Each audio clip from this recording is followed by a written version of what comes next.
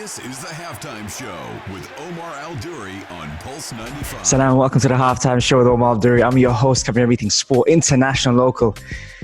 Whew, what a show we have in store for you today. So plenty to talk about. The last couple of days, I just think everything has been featuring in sports headlines, in health and fitness. So we're going to try and tackle that on today's show. First, we've got to start off with Deontay Wilder versus Tyson Fury. One of the best fights you will see in the generation that we're in right now. It was fantastic. We're going to be discussing that on the show today. What next for Fury? What next for Wilder? How did things pan out as the fight went out? And which side did you back throughout this fight? So this is one of the biggest topics in boxing at the moment. Everyone's talking about. So that's the first thing. The second thing is the Newcastle takeover. The Saudi Arabians have taken over Newcastle, and it is basically on everyone's lips right now around the world, whether they're into football or not. What's next for Newcastle? It's almost like a movie. And what signings will Newcastle be making, I think happens to be on everyone's lips as well. So we're talking about that. In the health and fitness segment, we've also got what is a good amount of time to give something in health and fitness before you move on. Now think about that for a second. When it comes down to your coach, when it comes down to your nutrition, when it comes down to your recovery, when it comes down to your treatments, all these different factors we're going to try and pick out today and see what you guys do more of. Right, we're going to be doing that, all that and more on the only place to be at 3, the Halftime Show on Pulse 95.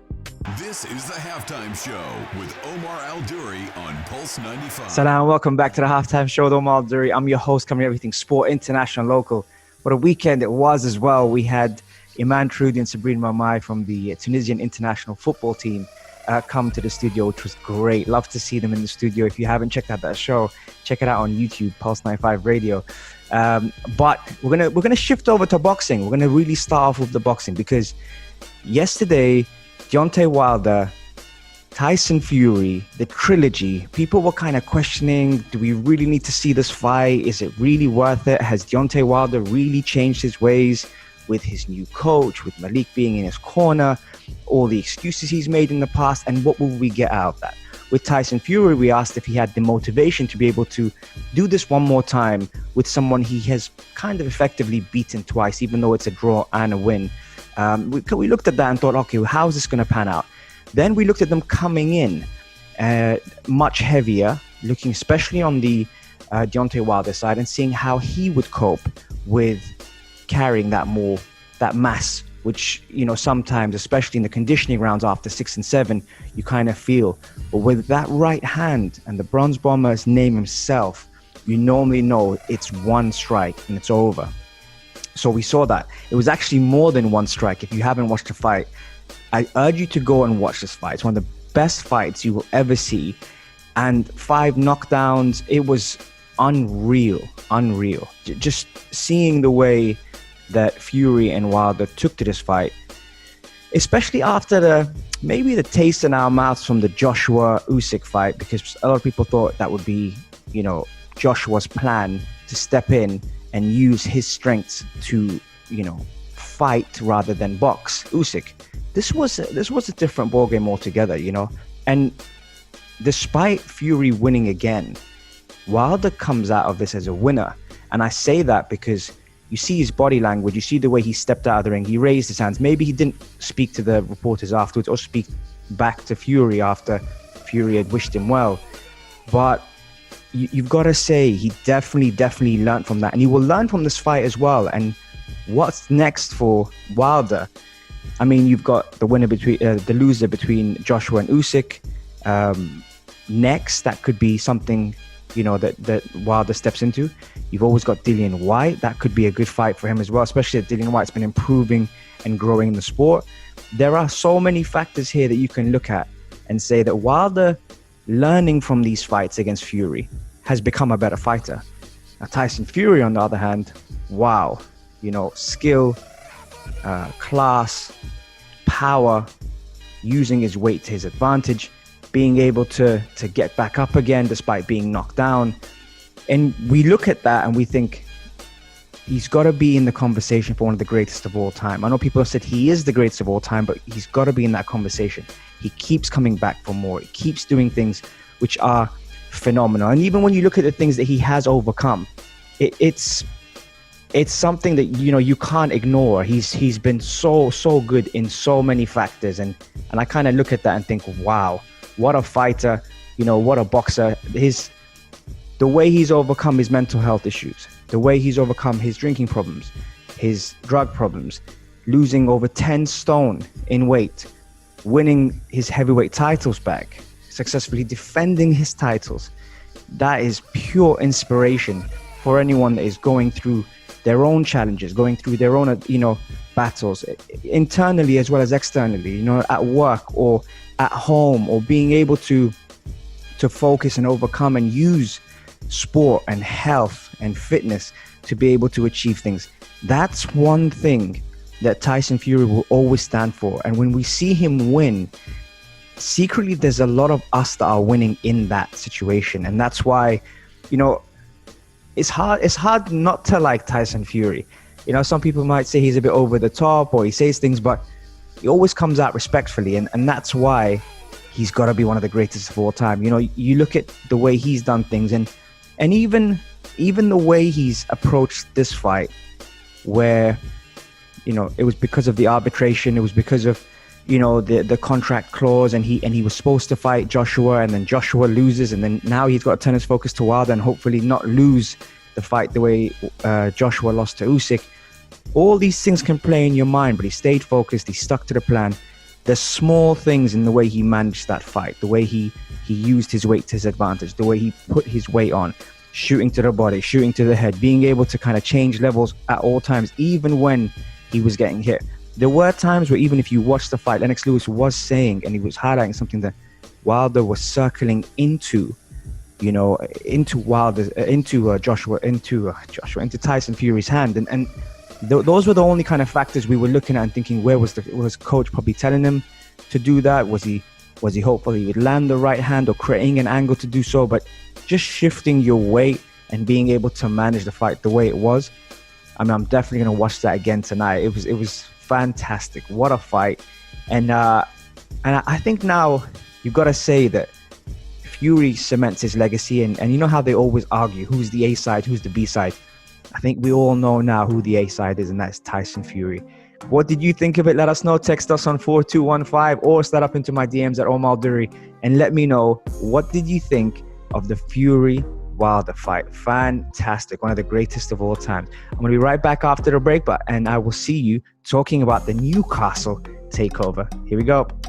This is the Halftime Show with Omar Al-Duri on Pulse 95. Salam, welcome back to the Halftime Show with Omar Al-Duri. I'm your host, covering everything sport, international and local. Right, okay. So Saudi Arabia have taken over Newcastle. It's been the news. Everyone's talking about the richest club in the league has now been moved from Manchester City to Newcastle United, bringing back the old days of success which Newcastle had, the flavor, the style, the poise, how they entertain fans. Maybe not as much in terms of trophies, but in terms of entertainment, they were the hot ticket at one point. And all of a sudden, Newcastle, who are facing relegation, have now just been taken over by Saudi Arabian royalty. And because of that, everyone is talking about who they're going to sign. There has been, you know, crazy names going out there, from Mbappe to Haaland to all these people. But one thing we do have to realize here, and I know there's a lot of football fans who tune in, and I know there's a lot of sports fans that tune in. When you come to take over a club, you obviously can't just go out and buy the first thing you see in terms of quality. Even if it is a star, even if it is someone that's incredible, you kind of have to look at how the academy is run. You kind of have to look at the structure of the academy, who's in charge, how all the different levels from grassroots all the way up to the senior squad is being managed, who's managing them, and are they trusted to be able to develop those factors? Because what happens is, in a business especially, you have to start from the ground up. So from here, this is why Newcastle United are an interesting project, because everyone's talking about the signings. Everyone's saying who's going to be the next manager. The manager's still there. And I kind of feel for Steve Bruce, because Steve Bruce is someone who, you know, is come into this club and already been, you know, casted as someone that's not wanted there. That's never easy. It's one of the hardest things to do, to achieve, to accomplish. And I kind of look at that and worry that, you know, it's not going to end well. However, saying that, better than that, what I would do personally if I was coming in at Newcastle to take over with a huge company behind me, a huge, you know, organization behind me, what I would start off doing is actually invest in the technical director. Now, there are several technical directors out there, and even when you look at that, you think of, why would I get a technical director before a manager? Because the technical director is actually probably going to outlast the manager, meaning the transfers that come in and the people that come in will be a plan long term. So even if players get filtered out, or players come in, or coaches come in, or managers come in, at least the philosophy and the identity of the club would be number one. That would be something that would be invested in someone that's trusted. When you look at people out there, and I've got a couple of lists here for us here, when you look at people out there, there are the names that we know, the household names, the people that have been, you know, let's say branded around and looked at. And one of the guys who, you know, is someone quite notoriously known for that is Monchi. Now, Monchi is someone who has been, you know, discovering talent, working with clubs that maybe don't have all the money, but still getting results. During his first tenure, Monchi raised the standard of the club's academy at Roma and also Sevilla.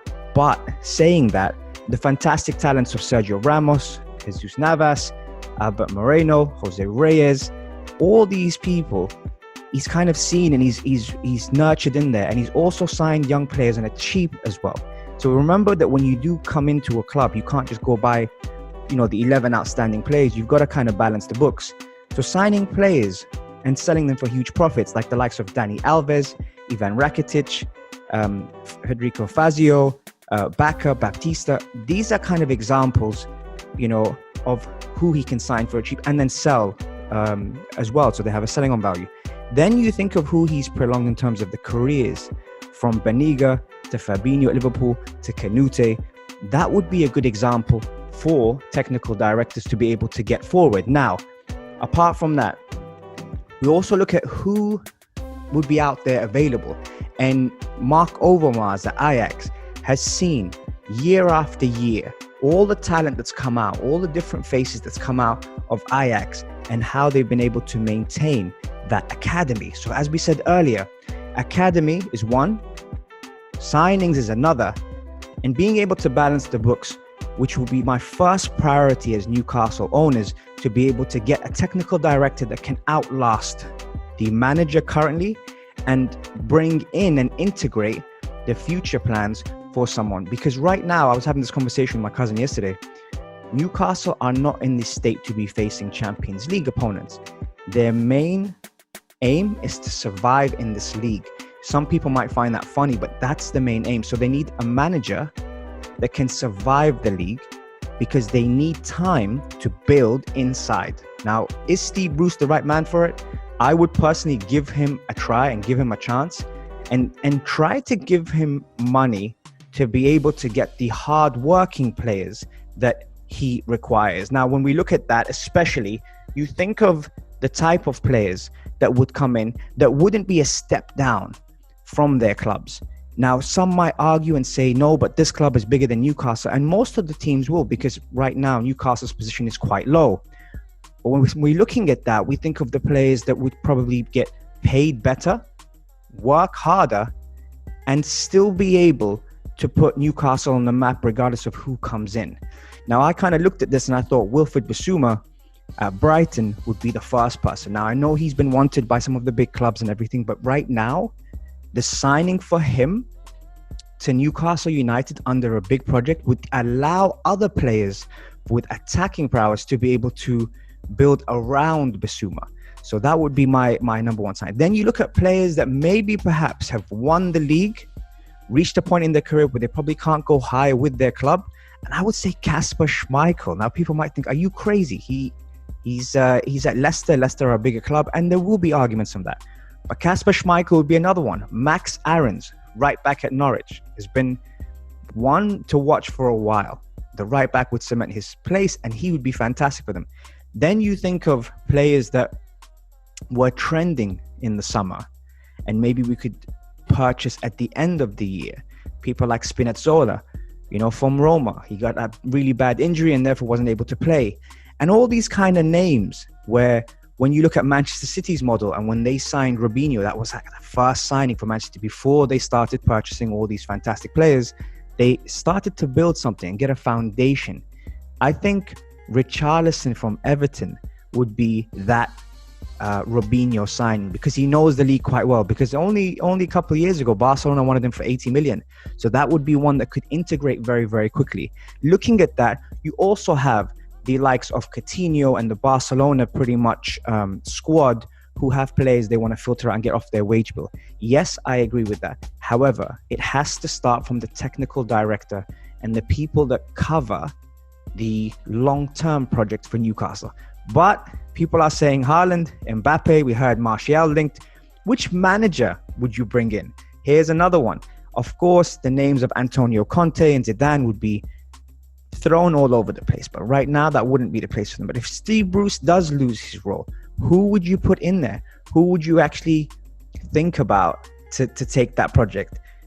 Now, Brendan Rodgers, again, from Leicester, is the one that has been linked with them. But I don't know if he would go to Newcastle for the money. I think Brendan Rodgers has always been a project-based coach, and he's not scared to make those decisions. But I don't know why. I just can't see that happening. Will it be someone like the Brighton manager as well? You see, all these things lead up to trying to build. The one that would make people laugh, and again, I was having this conversation the other day with someone who asked that question. If Jose Mourinho comes back to the Premier League at the end of the season and actually takes over Newcastle with the money that he wants, oh boy, that would be a crazy thing. But let me know what you guys think. That was my segment on Newcastle. I hope you guys enjoyed it. A lot has been said about it. Coming up next is the health and fitness segment. Looking forward to speaking to you right after this. Enjoy, folks. This is the Halftime Show with Omar Al-Duri on Pulse 95. Salam and welcome back to the Halftime Show with Omar Al-Duri. God, I feel like we've spoken about a lot already, and it's only 2 segments in. On the third segment, the health and fitness segment is back. And the question I have for you is, what is a good amount of time to be giving something in health and fitness before you move on? We currently are quite impatient, and there's a lot of people that try out different things and sometimes maybe don't give it the time that it requires. But my question to you is, what is a good amount of time? And what has worked for you? Is it 6 weeks? Is it 3 months? We all know about the theme of 21 days as a habit, and building habits and having good habits and being able to give yourself enough time to enjoy the process and trust the process and all these factors. But what has been working for you? Let me know in the comments on the YouTube underneath and tell me what's worked for you and how much time did you give yourself. Now, I say this because there's often, I heard something once in one of the documentaries, and the person said, we live in a fast food industry. Now, before you go there, not necessarily related to food, but something that tells you that we want everything instantly. Everything needs to be done now. We want to see results now. And if you don't get it now, we add something else to trying to mix and stir the pot to get where we want to get to. So with all that in mind, let's take, for example, let's say when you hire a coach, for example, and you spend time with this coach, how often do you see this coach? One, have you given them the opportunity to help you develop? And more importantly, teach you how to train rather than just be there with you every single step of the way. That's the first thing. The second thing is, have you set yourself a short-term and long-term goal, and have you met those objectives? Because that way, as much as we build that relationship with our trainer and our coach, etc., we also want to know how to do it. Now, some people say it's a lifestyle and therefore need a coach for a bit longer, which is completely fine. And some people say, no, you know what? I need to learn how to do it and be independent and be accountable. So all these factors kind of come into the question that I'm asking is how much is a good time? Is it 1 year? Is it 2 years? Is it 5 years? Is it 6 weeks? Is it 9 weeks? These things are all things we all go through. Even the coaches, by the way, who have coaches, go through this. And the idea is to be able to establish what's a good time, what is a fair time to do so. So for example, I have a nutrition coach. 3 months I'm working with that person. There's goals set daily, weekly, monthly, and then at the end of the 3 months. Then there's also people like physiotherapists that you see. Now that's a bit more different, and I'll tell you why. So with physiotherapists, it's not just recovering from an injury. There's prehab, there's being able to manage your mobility, there's being able to move better, and even when you're not injured, the ability to actually perform and do the things, the boring things, to still be able to train the way you want to train, play sports if you want to play sports, recover quicker, sleep better. They all go hand in hand. So that's something that came about, and I really liked that question that was sent in, so I thought I would share that with you guys. And at the same time, things like sports massages, deep tissues, ice baths, meditation, breath work, we kind of take some of those and continue to do them, and we kind of ignore some of them sometimes because we think that, okay, it's done now, even though when we look back at that time, we say, actually, that really helped me. For example, I stopped coffee for 2 weeks and I love my coffee. I stopped coffee for 2 weeks and actually slept a lot better. But the moment my doctor said, hey, you can have coffee again, I went straight back to the coffee. So that's telling you exactly how we are and how we react and respond to certain things. Even if we know we were doing better before. What is it that you've been doing? Let me know in the comments below, and I'll see you right after the break. Enjoy, folks. This is the Halftime Show with Omar Al-Duri on Pulse 95. Salam and welcome back to the Halftime Show with Omar Al-Duri. I'm your host, covering everything sport, international, local. Okay, 3 segments down, 1 to go. And we're just covering a couple of things that happened over the last week or so with the boxing, which was Fury versus Wilder, the trilogy, one of the greatest fights in history. Then we had the Newcastle takeover. Now, there hasn't been domestic football, but that's been pretty much the news. And the first match is against Tottenham, which I can't wait to see what happens there. And then we also spoke about the health and fitness. What is a good amount of time that you give yourself to be able to, see results and really, enjoy the process. That was kind of like today's show. Then on Saturday, we had Iman Trudi and Sabrina Mamai, who were talking about the challenges they face balancing football, which is what they do. They play for the national team of Tunisia, and work and being able to travel and adapt to different ideas from different coaches. That was pretty cool. So check out the episode. I also put them through the fire round as well, so it was nice to see them sweat a little bit. And talking about that, last week we did cover a few things in the health and fitness segments and also here, and I always open this. So Florin, Masoud, Mustafa, Terry, Maria, everyone that tunes to Shayma, you guys always drop some questions, and I always try and look into it and see if I can integrate that in the show. So keep doing that for me. Really enjoy being able to kind of mix it up with you guys, and at the same time you give us something to talk about, and there's a lot of inspiration behind it because of your experiences. So keep that coming up. And if you do miss our shows, guys, please head over to the YouTube channel Pulse 95 Radio and check them out. We cover things like mental health, gut health, and how important the brain is on performance and recovery. And we have some fantastic guests that we get on the show. I'm looking to bring back one guest who, man, he was outstanding, man. Craig McManus. I don't know if you saw that show, but he was someone who had his own challenges. He faced being homeless, he faced addiction, and came back and did his coaching courses. I was actually very fortunate enough to be sitting next to him in the coaching courses that we did in the UK. And he's a really good guy. And now he is one of the coaches for the England Homeless World Cup team. Can you imagine that? And you're probably thinking, what's a homeless World Cup team? Well, sport does a lot of good things, and it gives opportunities for people who deserve it, and he deserved that. He was the manager that led out people that were less privileged, people that couldn't do or perform at the highest level because of their own circumstances, and he's given them an opportunity to represent their national team at the Homeless World Cup. It just happened recently, so I'm going to try and get him on the show, and one of his players, Zainab. Hopefully we'll get them both on the show, discussing the reality of it, what's behind it, what's going on. There's a lot of things sometimes, with gratitude and being grateful, we don't get a chance to see what other people are going through because we're kind of fixated on our own stuff. So I can't wait to share that with you guys, and hopefully I'll have him and her on the show very, very soon. But that's me. It's full time on the Halftime Show. Thank you so much for spending it with me. As always, it's a pleasure and an absolute honor to be able to spend that with you guys, and I look forward to seeing you soon. I'll be back in the studio on Wednesday, same time, same place, on the only place to be at 3, the Halftime Show on Pulse 95. If you liked this episode of The Halftime Show, drop a like and subscribe. 95. Be sure to follow us on Instagram for all our daily updates and top stories.